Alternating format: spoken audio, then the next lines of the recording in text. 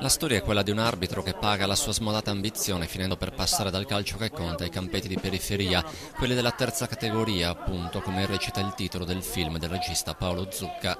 Stasera giriamo l'epilogo del film che racconta di come quest'arbitro, insomma, passato dalle stelle alle stalle, vive invece il suo ultimo momento di trionfo paesano per delle circostanze che non posso raccontarvi, ma che sono il colpo di scena del film.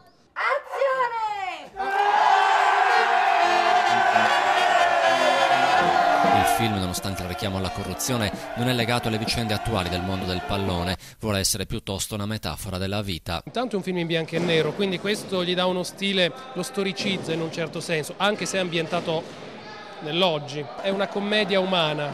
Paolo Zucca ha scritto un film molto personale, intanto c'è una frase bellissima che lui cita: tutto quello che so della vita l'ho imparato dal calcio. Ed è vero, è una grande metafora della vita il calcio. Nel cast anche Geppi Cucciari, Benito Urgu, Jacopo Cullina e decine di comparse locali. Questa è una cosa che succede alla fine nella vita, è meglio tardi che mai. Qualche ambizione per altri ruoli? Ci andiamo tranquillamente. Per il regista, girare in Sardegna rappresenta un'opportunità speciale, non soltanto per il fatto di essere sardo.